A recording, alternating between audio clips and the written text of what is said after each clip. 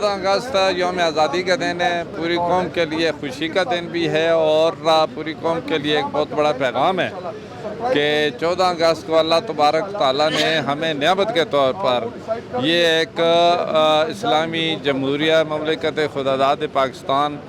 जो मुल्क दिया है, इस पर जितना भी शुक्र अदा किया जाए कम है। और जिस मकसद के लिए मुल्क बना है, पूरी कौम को उसके लिए काम करना चाहिए। इसमें निज़ाम को बेहतर बनाने के लिए कौम के जितने भी जो स्टेक होल्डर हैं, जितने भी इदारे हैं, जितने भी अवामी नुमाइंदे हैं, सब ने मिलकर काम करना है कि ताकि पाकिस्तान दुनिया में अपना वो नाम पैदा कर सके जिसके लिए ये मुल्क मारज वजूद में आया।